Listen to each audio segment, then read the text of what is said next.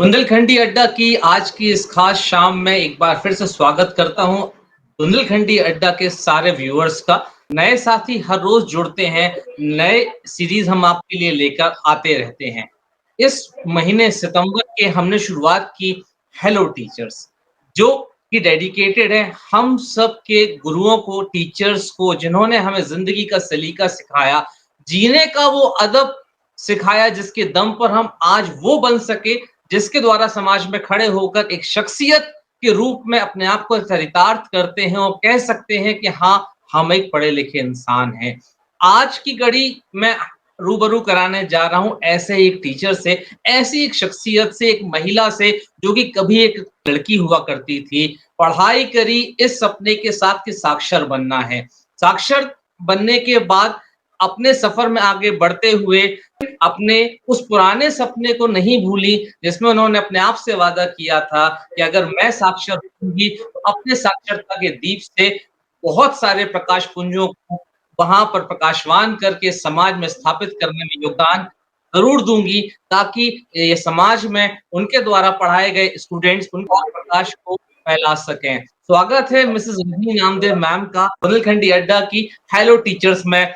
Ma'am, बहुत खुशी हो रही है आपको इस से देखकर क्योंकि आप मेरी टीचर रही हैं बुंदेलखंडी अड्डा के सारे व्यूअर्स को बताते हुए बहुत ज़्यादा गौरव का अनुभव कर रहा हूँ आज, क्योंकि अपने टीचर के साथ रूबरू होना, जिन्होंने मुझे इस काबिल बनाया कि आज इस वार्तालाप को मैं यहाँ कर पा रहा हूँ। आज ये शब्द निकल रहे हैं मैम आपके द्वारा पढ़ाए गए, सिखाए गए, उन सारे सबक का सिला है, जो आपने आज से कई साल पहले मेरे जीवन में, मेरे बचपन में मेरे साथ जोड़कर मुझे इस काबिल बनने के लिए आगे बढ़ने में दिए थे। मैम बहुत-बहुत स्वागत है आपका हमारे चैनल बुंदेलखंडी अड्डा पर। बहुत-बहुत धन्यवाद। मुझे भी बहुत खुशी हो रही है कि हमारे संयोग ने अपने टीचर को भुलाया नहीं है और अपने बुंदेली अड्डा में मुझे शामिल किया है। बहुत अच्छा लग मैं रहा है। मैं अपने दर्शकों के साथ इस बातचीत को आगे बढ़ाऊँ, इसके पहले मैं थोड़ा-सा वर्तमान पर आना चाहूँगा जिस जगह पर आज हम बैठकर ये बातचीत कर रहे हैं। हाँ, वर्तमान से मेरा सीधा-सीधा जो ताल्लुक है या मतलब है वो इस बात से है कि मैम आज एक रिटायर्ड टीचर की ज़िंदगी जी रही हैं। कहते हैं टीचर कभी रिटायर नहीं होता, लेकिन फिर भी समाज, प्रोटोकॉल या कहा जाए सिस्टम के कुछ शब्द होते हैं जो जुड़कर हमारे साथ आगे बढ़ जाते हैं। मैम हाँ जी। कैसी चल रही है ये रिटायर्ड ज़िंदगी? बहुत, बहुत बढ़िया लग रहा है, बहुत अच्छा लग रहा है। पर ये है कि स्कूल को हम कभी नहीं भूल पाए हैं, ना अपने बच्चों को कभी भूल पाते हैं और इवन जब रिटायर हुए थे ना, तो नेक्स्ट डे कैसे बीतेगा इससे घबरा कर हम आउट ऑफ द सेशन चले गए थे। ओह! 17 अप्रैल को हमने रिटायरमेंट किया था और 18 को हम इंदौर चले गए थे और वहाँ पर 1 वीक आफ्टर 1 वीक मैं यहाँ आई थी सागर, क्योंकि वो जी। रूटीन से मैं हटना चाहती थी क्योंकि मैं रह नहीं पाती फिर उसके बिना। अब तो ठीक हुँ, है बढ़िया हमारी जो लेडीज़ हमारी फ्रेंड्स उनके ग्रुप बने हुए जी। हैं, कुछ-कुछ हम लोग काम करते रहते हैं। तो ऐसे ही बढ़िया और अब फैमिली की रिस्पॉन्सिबिलिटीज़ भी और ज़्यादा बढ़ गई है, फैमिली बढ़ गई है तो अब देखते रहते हैं उनको। जी मैम, बिल्कुल आपका प्रमोशन हो चुका है, आप आदी बन चुकी हैं और ये खुशी के पल होते हैं और ज़िम्मेदारियाँ भी लेकर आते हैं। मैम आपने कहा 17 अप्रैल का वो दिन जिस दिन आपने रिटायरमेंट लिया, आपके लिए एक अ, रिलैक्स होने का दिन भी था, साथ-साथ एक घबराहट भी थी कि जिस रूटीन को या जिस ज़िंदगी को पिछले 23 साल हर रोज़ जी-जान से जिया, खुशी से जिया, जुनून के साथ जिया, अचानक से वो कल सुबह नहीं होगा। आप शहर छोड़कर चली गईं, 23 साल पहले जाते हैं, उसी रूटीन की उस जीवन की जब आप शुरुआत कर रही थी, वो पहला दिन जब ये ख़्याल किया कि नहीं अब मैंने अपनी जो मैंने भी ज्ञान अर्जित किया है अपनी पढ़ाई से, उसे professionally as a teacher profession में जॉइन करके बाकी सारे बच्चों में भी डिलीवर करना है। पहला दिन क्लास का याद है मैम कैसा था? बिल्कुल, बहुत पहले थोड़ा-सा मैं बचपन में जाके बताऊँगी जी, कि बिल्कुल। मेरी स्टार्ट बचपन से ही टीचर बनने का शौक था। अरे वाह! तो मेरी माँ बताया करती थी कि कुछ तो भी साड़ी-वाड़ी लपेट के, टॉवेल लपेट कर बैग-वैग टाँग लिया करती थी और कहती थी हम पढ़ाने जा रहे हैं। तो हुँ, आगे आगे चल के यही सपना हमारा पूरा हुआ। सबसे अच्छा जॉब जो लगा वो हमें टीचिंग का ही लगा जी। और सबसे पहले जो हम स्कूल में गए नवंबर 92 में, ओह! तो बच्चों को देखकर इतना खुश महसूस किया अपने लिए कि क्या बताएँ। और उस दिन का दिन है कि आज तक सारे बच्चे हमारे, अब देखिए 92 से अब तक कितना टाइम हो गया, अभी जी, तक बिल्कुल। बच्चे बाय हार्ट हमसे जुड़े हुए हैं। बिल्कुल, तो बिल्कुल। और बहुत सीखा है बच्चों से हमने। ये बहुत गौर करने वाली बात आप सेंटेंस के अंत में कह गईं कि अमूमन सुनने ये मिलता है कि बहुत सिखाया है हमने बच्चों को, लेकिन आपने एक नई बात का ज़िक्र यहाँ पे किया कि बहुत कुछ सीखा है आपने बच्चों से। ये कुछ नई बात निकल कर आ रही है, हमारी पॉडकास्ट की शायद दिशा ही बदल दे। मैम 23 साल पहले जो रजनी नामदेव ने स्कूल जॉइन किया था एज़ अ टीचर, किसी विषय को पढ़ाने के लिए, वो दौर 1992 नवंबर सर्दियों के दिन कुछ अलग पल थे। 23 साल बाद 2015 में जब आप रिटायर हुईं, तो एरा बदल चुका था। 1992 एक ऐसा दौर जब लैंडलाइन फ़ोन भी नहीं थे। 15 में जब आप रिटायर होती हैं तो दुनिया में 4G ने अपने पैर पसार लिए थे, 5G की शुरुआत हो उस समय हो रही थी। टीचिंग के तरीके बदल रहे थे।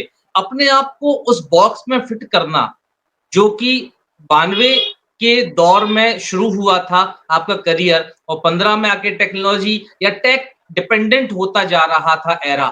उस दौर में अपने उस बदलाव में अपने आप को अडॉप्ट करना या एडजस्ट करना कैसा सफ़र रहा उस दौरान आपका? अब उसमें तो एडजस्ट तो किया था, लेकिन ये है कि उस टाइम पे बच्चे भी हमारे बहुत छोटे हुआ करते थे, प्राइमरी सेक्शन के बच्चे हुआ करते थे। जी। तो हमने तो प्रायोगिक रूप से ही उनको पढ़ाना शुरू किया। ज़्यादा फ़ैमिलियर नहीं थी मैं, ये व्हाट्सएप वगैरह और उसमें फ्रेंडली यूज़ करना नहीं हमको आता था। तो हम जी, लोग तो ऐसे ही करते थे कि प्रैक्टिकली उनको और एक्टिविटीज़ के थ्रू उनको समझाते थे, पढ़ाते थे, तो वो हमें लगता है कि एक से अनेक बार भी हमसे पूछते थे और एक से अनेक बार भी हम उनको समझा देते थे। तो वो हुँ, ज़्यादा ही हमें इफ़ेक्टिव लगता था, उसकी जी। अपेक्षा।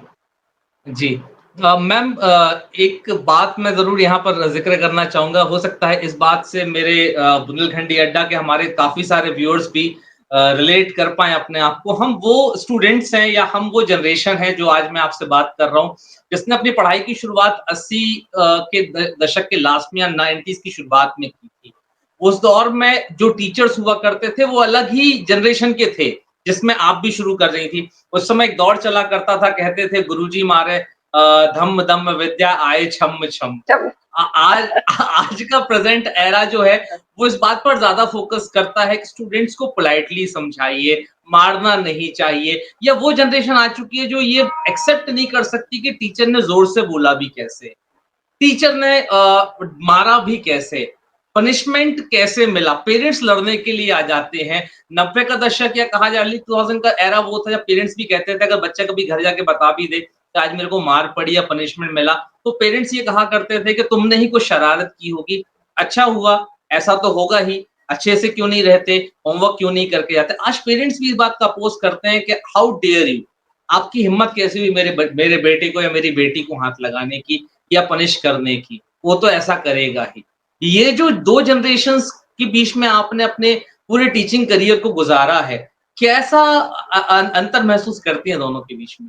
दोनों के बीच में तो अंतर हमको ये लगता है कि पहले के पेरेंट्स जो होते थे, वो हमारे ही भरोसे बच्चों को छोड़ दिया करते थे, हुँ, कि आपको जैसे आपको हैंडल करना हो, बस हमारे बच्चे होशियार होने चाहिए। उनको आपको हुँ, अच्छा बनाना है, उनको शिक्षित करना है। तो हम लोग जैसे ही पर हमने तो आज तक किसी बच्चे को नहीं मारा जी और मैम। कभी किसी पेरेंट्स की शिकायत भी नहीं आई। तो पेरेंट्स हुँ, 90% रिस्पॉन्सिबल है इसमें। जैसे आप उनको घर में हैंडल करेंगे, जैसे आप उनको मोटिवेट करेंगे, नहीं अगर टीचर ने मारा है, शिकायत की बच्चों ने घर जाकर, कोई बात नहीं, हुँ, जैसा आपने कहा कि आपने कुछ किया होगा, तो हुँ, एक बार अगर उनको बोल दिया जाए ना, तो बच्चे वही शांत हो जाते हैं। फिर कभी-कभी हुँ, बच्चों का ये भी रहता है हमें पढ़ना नहीं है, तो कभी-कभी उनकी थोड़ा ज़्यादा बता देते हैं कि सर ने हमें 1 नहीं 2 मारे, 2 नहीं 3 मारे, तो पेरेंट्स को गुस्सा भी आ जाता है ना? हाँ, तो ये रीज़न रहा। पहले के तो बच्चे भी बहुत अच्छे थे मैं बताऊँ, बहुत ही प्यारे, हमें मारने की नौबत ही नहीं आई कभी।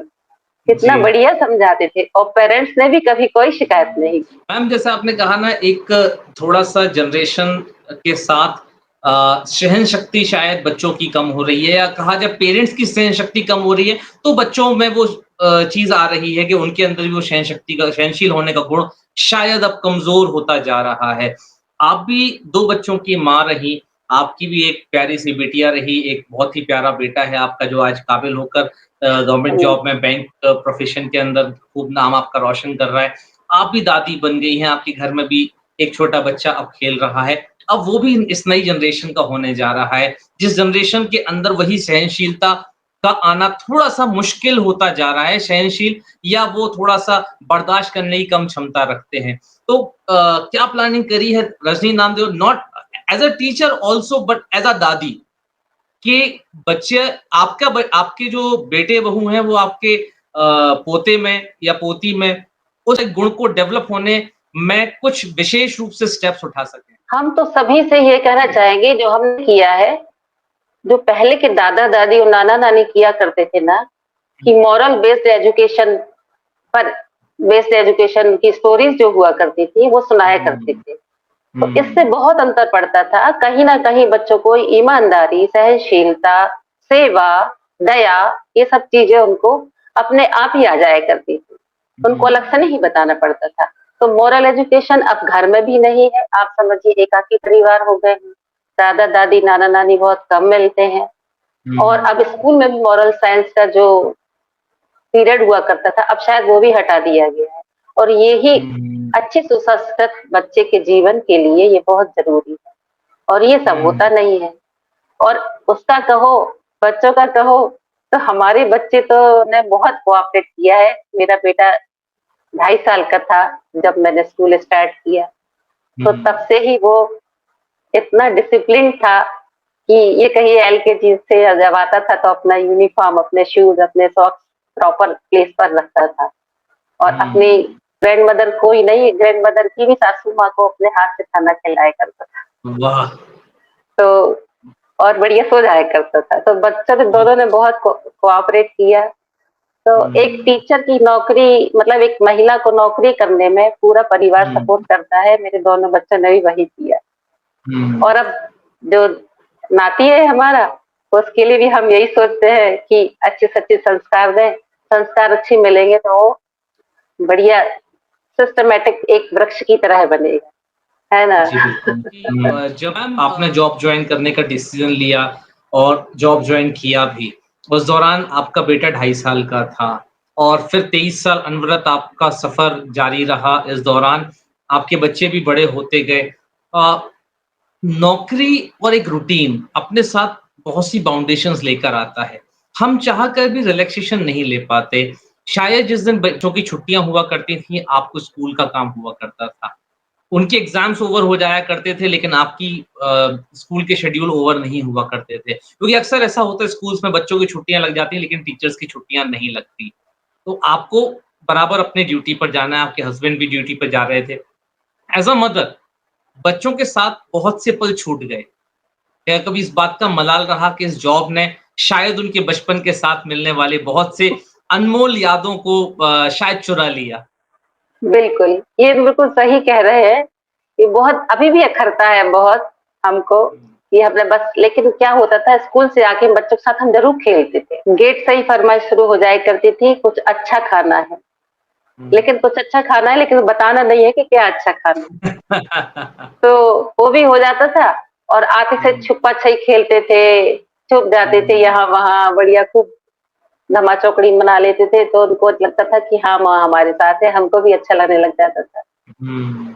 बस अखरा तो बहुत है कि उनका बचपन हम अच्छी तरह से नहीं जी पाए, पर कोई बात नहीं, हुँ। अब मैं उनके पास बिल्कुल पूरी तरह से रहना चाहती ज़रूर हूँ, यहाँ अपने पर बच्चों एक छोटी-सी बात मैं और उठाना चाहूँगा, बुंदेलखंडी अड्डा के हर एक दर्शक की तरफ से, खासकर महिलाओं की तरफ से ये बात रहती है। आपने कहा था जब एक महिला घर से बाहर काम पर जाती है, पूरे परिवार का सपोर्ट चाहिए होता है उस सफलता को अर्जित करने के लिए ताकि दोनों एंड पर, पारिवारिक रूप से भी और प्रोफ़ेशनल एंड पर भी वो सफलता के साथ खुशी के साथ काम कर सके, अपने करियर में के साथ-साथ पर्सनल लाइफ में भी सक्सेसफुल हो सके।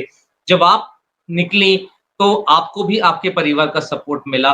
घर आने पर लेकिन कहीं न कहीं बच्चों की डिमांड हुआ करती थी गेट से ही कुछ अच्छा खाना है या खेलना है। आप अपने दिन भर के रूटीन के बाद अपने कपड़े बदलें ना बदलें, मुँह-हाथ धोए ना धोएँ, लेकिन बच्चों के साथ खेलना शुरू, छुपन-छुपाई शुरू या कुछ भी उनके साथ एंगेज हो जाया करती थी कम से कम आधे घंटे, 1 घंटे के लिए। लेकिन इसके पीछे Rajni Namdev as a teacher थकी हुई भी होती थी सुबह 8 से लेकर 4 बजे तक के अपने रूटीन में। कई बार यंग मदर्स जो वर्किंग हैं, वुमेन्स हैं, वो फ्रस्ट्रेट हो जाती हैं।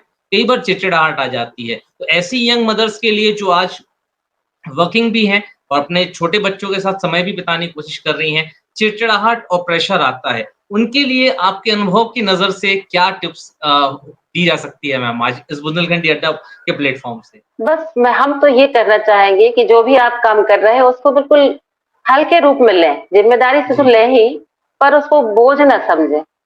या हुँ, ये मत सोचे आगे का ना सोचे कि अरे ये काम नहीं हो पाया और ये पड़ा है, ये काम नहीं हो हुँ, पाया, ये पड़ा है। धीरे-धीरे आप करते चले जाएँ, आपका सारे काम निपट जाएँगे, आपका मूड भी खराब नहीं होगा, आपको स्ट्रेस भी नहीं होगा और आप खुशी-खुशी सारे काम भी निपटा लेंगी, बच्चों के साथ भी अच्छे से रहेंगी। बस प्लानिंग हुँ, बहुत ज़रूरी है। जी। सुबह से लेकर शाम तक की प्लानिंग ज़रूर करें, आप नाइट में प्लान कर लें कि हमें सुबह से ये करना है, ये हुँ, बनाना है, ये पहनना है, ये काम करने हैं, तो आपकी प्लानिंग से सारे काम आसान हो जाएँगे। हुँ। और आप जब स्ट्रेस नहीं होगा, तो आप स्वस्थ भी रहेंगे, स्वस्थ रहेंगे तो सारे कामों में मन भी लगेगा। जी, बिल्कुल ये तो आपने सही कहा कि अगर स्वस्थ हैं तो सब कुछ मस्त है फिर तो। मैम 23 साल का एक करियर, टीचिंग की अलग-अलग दशकों से गुज़रता हुआ एक पड़ाव, जो कि 2015 में आके आपने कहा अब बस, बहुत हो गया। अब वो पल आ चुका है जब शायद अब एक विराम चाहिए है, भले ही वो प्रोफ़ेशनल एक अल्प विराम हो, दूसरी ड्यूटीज़ अब शायद बुलावा दे रही हैं घर पर, ज़िम्मेदारी उम्र का एक दूसरा पड़ाव है। मैम ये ख़्याल कैसे आया अचानक से खूबसूरत चलते हुए सफ़र को अचानक रोकने का और कॉमा लगा के दूसरी तरफ मुड़ जाने का कि सफ़र अब दूसरे ट्रैक पर बढ़ेगा? वही जब अभी आपने बताया ना कि बच्चों को आपको मलाल नहीं रहा कि बच्चों के साथ हमने टाइम नहीं बिताया, हाँ। तो जब बच्चे नहीं समझते थे कि माँ हमारे साथ टाइम नहीं बिता रही है, हुँ। जब बच्चे बड़े हो गए तब उनको लगा कि हमारी मम्मी तो स्कूल में ही पूरी हुई जा रही है। तो फिर दोनों ने बहुत प्रेशर डाला हमारे बेटे ने और बेटी ने, मम्मी अब नहीं, काफ़ी दूर भी पड़ता था स्कूल हमारे घर से। हुँ। मम्मी अब आपको नहीं करना है, अब आप छोड़ दीजिए। लेकिन बच्चे हमको नहीं छोड़े जा रहे थे, स्कूल के बच्चे। हुँ, हुँ। तो बहुत मेंटली बहुत परेशान रही मैं कि कैसे छोड़ूँ, कैसे छोड़ूँ? मेरी बिटिया रोज़ हमें याद दिलाती थी, मम्मी आपको कमज़ोर नहीं पड़ना है। आपकी जो टीचर्स हैं, आपकी जो फ्रेंड्स हैं, वो आपको मना करेंगी, बच्चे आपको मना करेंगे, लेकिन आपको अपना स्वास्थ्य भी देखना है और हुँ। हम लोगों को भी देखना है।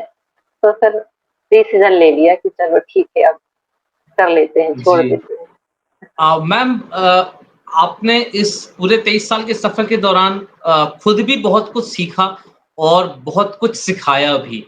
जूनियर टीचर्स या यंग टीचर्स जो आते हैं आज क्लास के अंदर पढ़ाने की कोशिश करते हैं, आपने कहा ना बच्चे जो होते थे उनको सँभालने की ज़रूरत होती, कभी ज़रूरत ही नहीं पड़ी कि उनको चिल्लाना पड़े या कभी हाथ उठाना पड़े। पूरे 23 साल में कभी वो पल नहीं आया जब किसी कोमल से बच्चे के ऊपर आपका हाथ उठा हो। छोटा-मोटा डाँटना तो क्लास में टीचर का आशीर्वाद होता है जो मिलता रहता है। एट प्रेज़ेंट टीचर्स भी बहुत तेज़ी से बदल रहे हैं। आज 2024 में जब हम इस बातचीत को कर रहे हैं, टीचिंग मेथोडोलॉजीज़ बदल गई हैं, टीचर होने का मतलब बदल गया है। तो आज के टीचर्स में क्या ऐसी चीज़ है जो आपको दिखती है जो आपके समय के टीचर्स जिन्होंने 90s में करियर शुरू किया था आपके समकक्ष काल में वो अलग है आप लोगों से अब आज के ये कहना तो मुश्किल है, पर हम आपको जहाँ तक हमने पता कि मतलब नोटिस किया है, वो ये है कि हुँ, बच्चों को जितना फ़ैमिलियर होके आप पढ़ाएँगे, हुँ, तो उतना ही ज़्यादा अच्छा रिस्पॉन्स मिलेगा। आजकल क्या होता है, प्रोफ़ेशनल ज़्यादा हो गया है। बस हमारी ये ड्यूटी थी कि हमें ये लेसन पढ़ाना है या यूनिट पढ़ाना है, ये कवर करना है, बस हमने कर दिया। अब जिसको जितना आया हो, वो ठीक है, ना आया हो तो कोई बात नहीं। उसकी तह तक नहीं जाना कि आखिर इसको क्यों नहीं आया, इसमें हम क्या हेल्प कर सकते हैं। हुँ। ये अंतर हमें समझ में आ रहा है। हाँ, एक मशीन युग टाइप का एक सिस्टम चल गया है कि मशीन स्टार्ट हुई है, एक काम करना है, हो गया। बस अब वो कैसा हुआ है, इस बात पर ध्यान नहीं दिया जा रहा है। हमें ये लगता है कि इमोशनली कनेक्ट होना भी बहुत ज़रूरी है बच्चों से। मैम कभी क्योंकि आपने शब्द यूज़ किया इमोशनली कनेक्ट होना।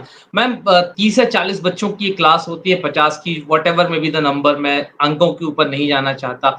एक कह सकते हैं ग्रुप होता है क्लास के अंदर, अलग-अलग दिमाग के बच्चे होते हैं, अलग-अलग नेचर के बच्चे होते हैं, अलग-अलग अप्रोच के साथ क्लास में बैठा करते हैं। आगे से लेके पीछे तक आपको अगर 30 बच्चे हैं तो 30 अलग-अलग वैरायटी या कहा जाए 30 अलग-अलग दिमाग आपको मिलेंगे जो आपको पढ़ने की, आपको समझने की कोशिश करेंगे।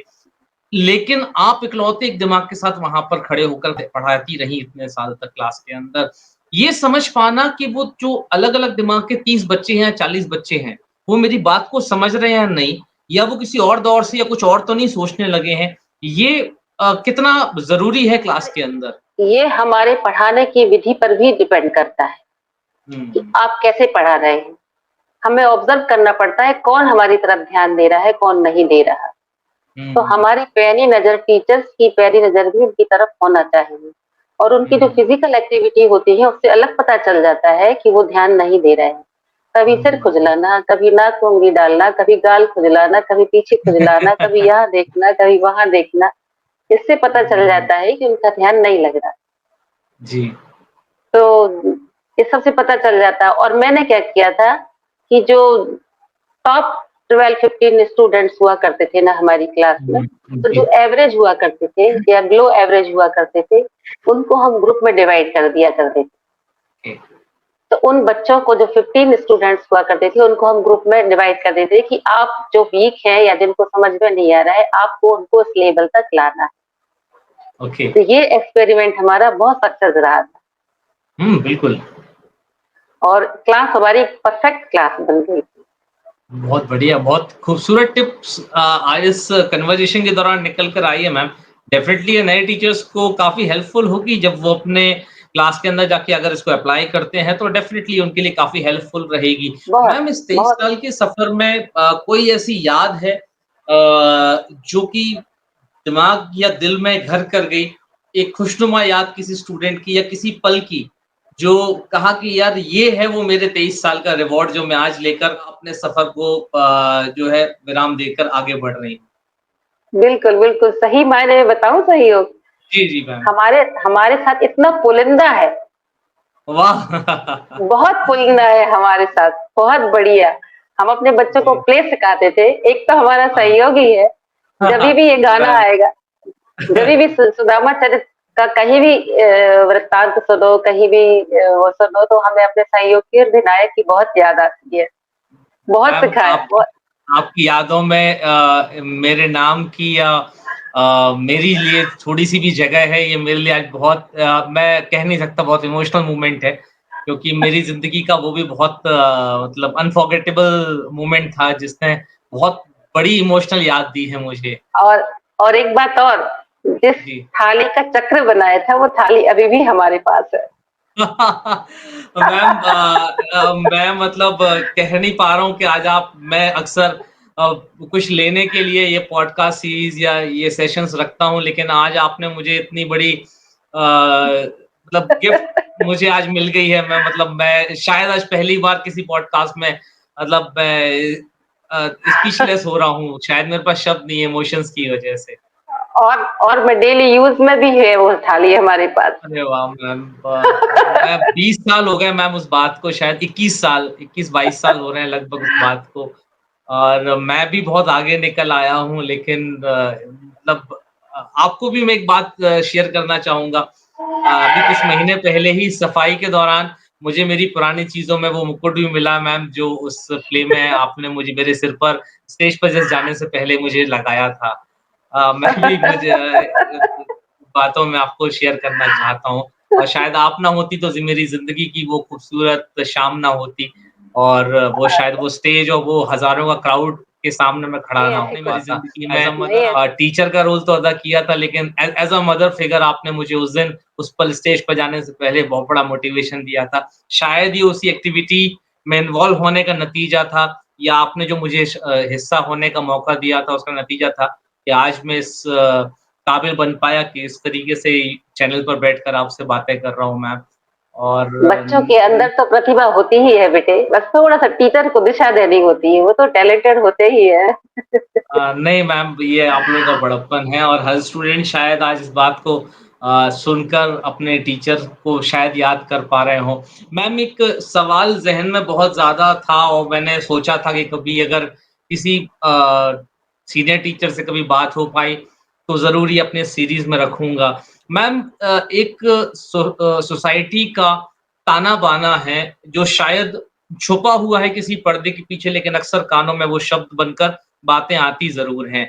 टीचर्स को लेकर बहुत ज़्यादा मतलब कहा जाए ना तो ताना देने के लिए एक बात आती है कि टीचर बच्चों को तो सिखा जाती हैं स्कूल में आकर बहुत ज़्यादा ज्ञान, लेकिन शायद अपने बच्चों पर वो ध्यान नहीं दे पाती हैं। तो जब कभी आप भी टीचर बन चुकी थी, साथ ही साथ आप माँ भी बन चुकी थी 2 बच्चों की। क्या वो प्रेशर था इन 22-23 सालों में कि अगर ये 30-40 बच्चे मेरी ज़िम्मेदारी हैं, तो घर में वो 2 बच्चे भी मेरी ज़िम्मेदारी हैं, जिन्हें भी एक अच्छे शख्स के रूप में मुझे ढालना है, एक ऐसा इंसान बनाना है ताकि वो भी समाज में खड़े हो सकें। अगर ये 30-40 बच्चे हर साल पास आउट होकर हज़ारों की संख्या में तब्दील होकर रजनी नामदेव का नाम रोशन कर रहे हैं, तो 2 नामदेव बच्चे मेरे घर पर भी हैं, जो मेरे नाम के साथ जुड़े हुए हैं। अगर मैंने उन पर ध्यान नहीं दिया, तो शायद ये बात सच हो जाए कि टीचर के बच्चे अच्छे नहीं निकल पाते। कड़वा है, पर ये सच है। समाज में लोगों ने ये कांसेप्ट बनाकर रखा है और वो शायद पोटली में ये चीज़ छुपा कर रखते हैं, उस दिन के इंतज़ार में कि शायद ये ज़रा-सा फ़ेल हो और हम तुरंत इनको ताने के रूप में मार सकें कि मैम स्कूल में तो बहुत ज्ञान दिया, अपने बच्चों पे ध्यान दे लेते, तो शायद बात कुछ और होती। बिल्कुल, बिल्कुल सही बात है, ऐसा होता है। लेकिन इस प्रोफ़ेशन में हमारे पतिदेव का ही बहुत सहयोग रहा। बच्चों को के लालन-पालन में, उनका होमवर्क वग़ैरह कराने में, मैं किचन सँभालती थी, वो होमवर्क वग़ैरह करा देते और बच्चे हम आपको बताएँ हमारा सिद्धार्थ और हमारी सृष्टि दोनों बिना किसी हेल्प के होमवर्क कर लिया करते थे। और इसके बाद ये भी हमारे ज़हन में ये रही बात कि जिस पेरेंट्स ने अपने बच्चों को हमारे भरोसे छोड़ा है, उनके प्रति अगर हम अपने कर्तव्य को ईमानदारी से निष्ठापूर्वक निभाएँगे, तो ऊपर वाला हमारे बच्चों को भी कभी बिगड़ने नहीं देगा। वाह! तो ये हमारे मन में हमेशा ही बात रहती थी कि हमें इनके साथ कभी भी अन्याय नहीं करना है, इन बच्चों के साथ। अच्छे से अच्छा हमें इनको बनाना है, तो अच्छे से अच्छा ऊपर वाला हमारे बच्चों को बनाएगा। तो वो बिल्कुल सब मैम। बहुत काम आया, बहुत काम आया।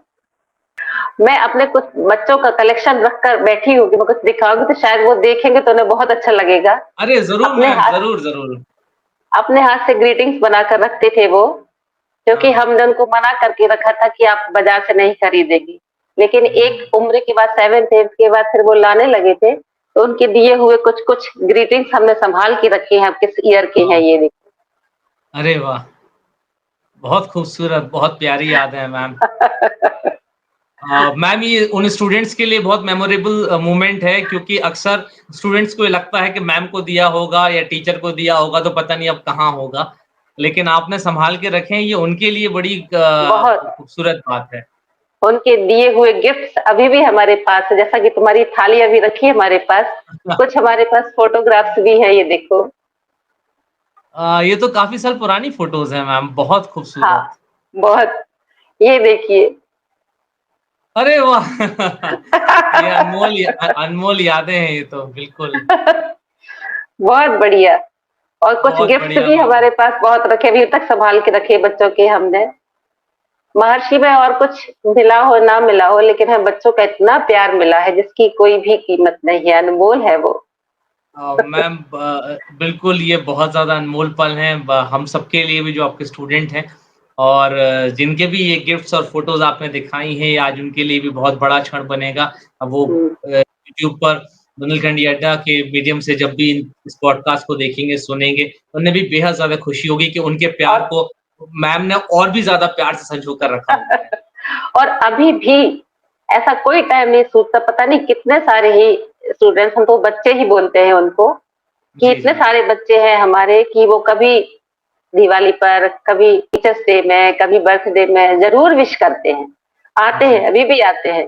अब सबकी शादी हो गई, सब गृहस्थी हुँ। वाले हो गए, थोड़ा मिलना कम हो पाता है, लेकिन कॉन्टेक्ट हुँ। में हमेशा अभी भी है। और मेरी मैम बहुत खूबसूरत आपकी सोच रही और निश्चित रूप से ईश्वर ने भी उस सोच को सार्थक किया है। आपके 2 बिल्कुल। बच्चे सृष्टि और सिद्धार्थ आपके नाम को रोशन कर रहे हैं और आज जहाँ भी सृष्टि हैं, जहाँ भी सिद्धार्थ हैं, उनके साथ रजनी नामदेव मैम का साथ भी और नाम भी चल रहा है और उनके रूप में आप उनकी परछाई के रूप में हर जगह उपस्थित होकर उनकी परवरिश के रूप में दिखती हैं लोगों को कि हाँ, पीछे कहीं न कहीं एक हार्ड वर्किंग वुमन जो as a mother, as a teacher उनकी ज़िंदगी में हर पल साथ रही और एक अच्छी परवरिश दी। आपकी सोच में नेकी थी और नेकी ने ही बरकत दी और कहीं न कहीं आपके बच्चे भी आपके उन हज़ारों बच्चों की तरह अच्छे निकले, जिन्हें आपने अपने ज्ञान से प्रकाशवान किया और आपके सामने आज मुझे बैठकर भी बड़ी खुशी हो रही है। बुंदेलखंडी अड्डा की इस सीरीज़ हेलो टीचर में आप सभी के साथ अपनी teacher Mrs Rajni Namdev ma'am को मिलवाते हुए आज ये गौरव का क्षण महसूस कर पा रहा हूँ, सिर्फ़ अपने दर्शकों की वजह से और मैम आपकी वजह से। और निश्चित रूप से रिटायर्ड शब्द यूज़ करना शायद अनुचित है और इसे शायद बैन भी कर देना चाहिए क्योंकि कुछ प्रोफ़ेशन्स ऐसे होते हैं, जिनसे जुड़े हुए लोग कभी रिटायर नहीं होते और टीचिंग भी उसी में से एक नोबल प्रोफ़ेशन है। टीचर कभी रिटायर नहीं होता, प्रोफ़ेशनली शायद आपने एक रूटीन को छोड़ा है, लेकिन ना ही आपने अपना ज्ञान छोड़ा है, ना ही उस ज्ञान को बाँटना बंद किया है। उम्र के साथ वो और भी ज़्यादा परिपक्व होता जा रहा है और भी अनुभव की जो पूँजी है वो जुड़ती जा रही है और वही अनुभव की पूँजी लोगों के साथ आप साझा करती जा रही हैं। इसी तरीके से आप मुस्कुराते रहिए, ऐसे ही खूबसूरत दिखिए मैम, जैसी आप हमेशा दिखा करती थी। बहुत-बहुत धन्यवाद हमारे साथ जुड़ने के लिए। हेलो टीचर्स की इस कड़ी में स्वस्थ रहिए। आपसे बात करके आज हम सब बहुत गौरवान्वित महसूस कर रहे हैं। बहुत-बहुत धन्यवाद मैम। शुभाशीष, शुभाशीष।